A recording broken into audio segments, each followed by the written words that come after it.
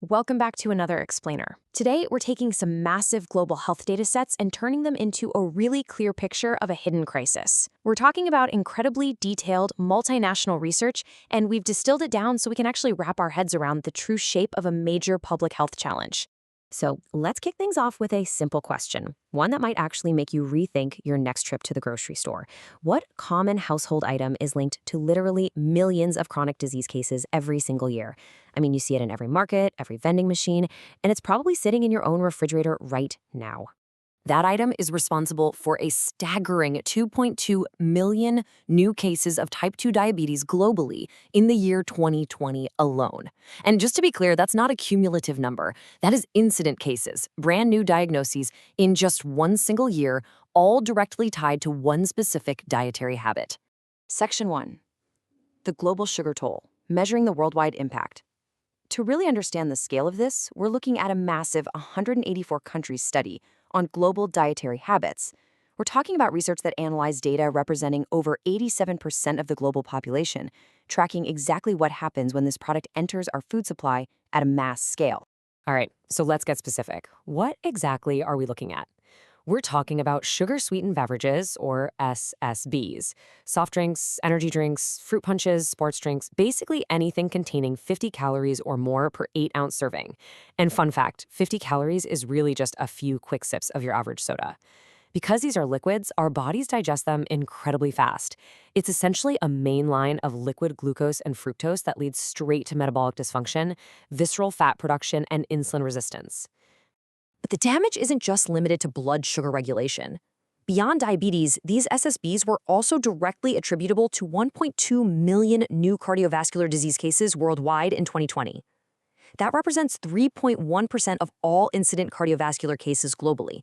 So when you combine diabetes and heart disease, we are looking at nearly 3.5 million new patients in a single year stemming from these beverages alone.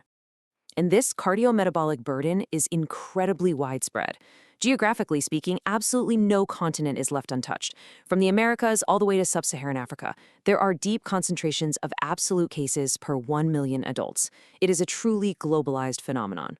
Section 2. Who is most affected? The demographic surprises. When we zoom in, the data challenges almost everything we think we know about who is actually consuming these beverages. Okay, here's where things get really unexpected. When you break down the burden by age, sex, and region, there is a massive proportional impact on younger adults, specifically 20 to 24-year-olds.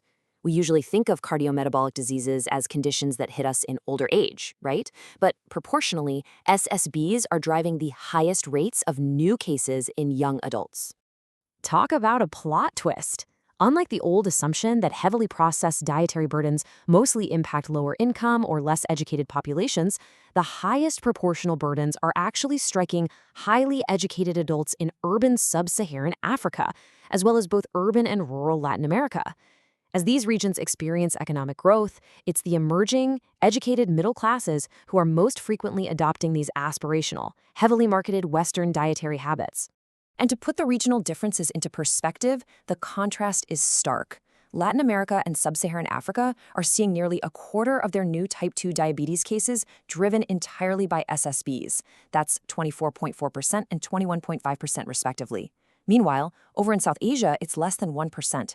That regional disparity is just massive, and it really highlights how deeply these beverages have penetrated specific global markets. Section 3. Ground Zero Brazil, a microlens on the crisis. To really grasp the visceral, localized impact of all this global data, we're going to focus entirely on one heavily impacted nation, Brazil. The regional research notes that in Latin America, the rate of obesity is growing faster than anywhere else in the world. And that perfectly sets the stage for Brazil, where over 96 million people are already affected by overweight conditions.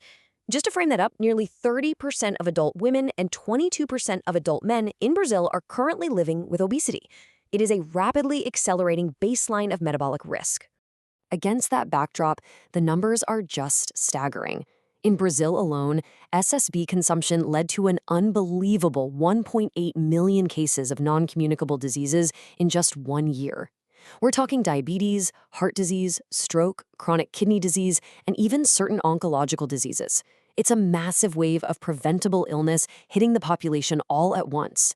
And when you look at obesity specifically, the generational divide is shocking. 11% of all child and adolescent obesity cases in Brazil are directly tied to these sugary drinks, compared to just 2.7% for adults.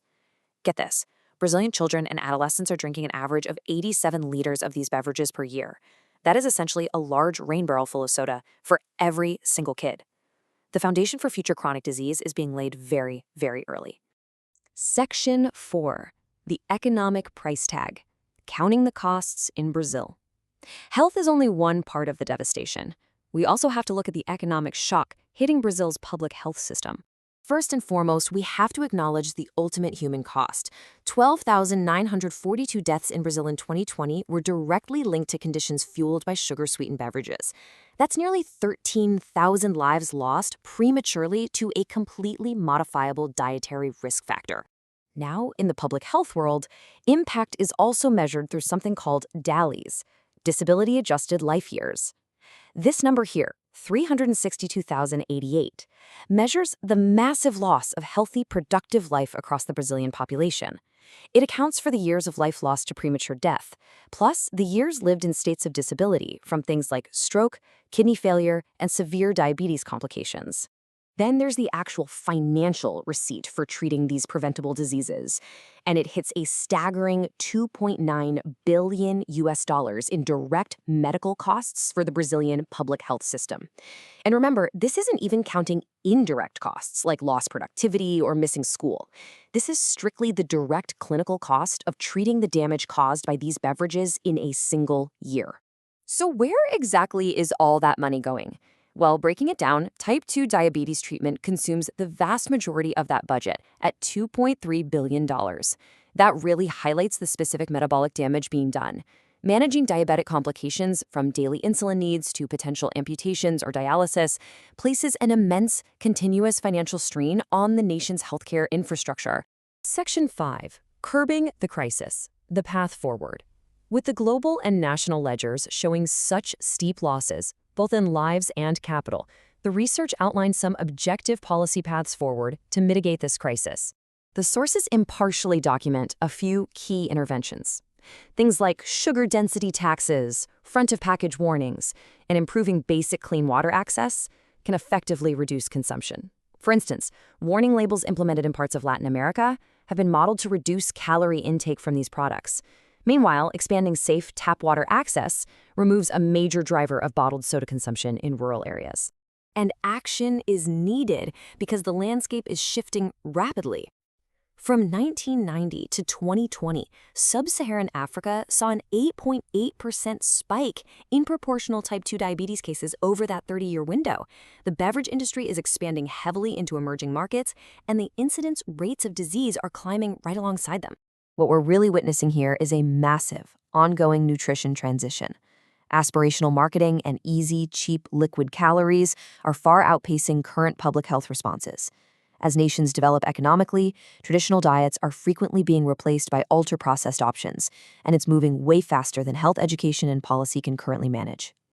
So, knowing all of this, knowing the immense global and economic weight behind every single sip, and knowing that millions of cases of disease and billions of dollars are tied to this one product category, how will this data change your environment and the choices you make every day?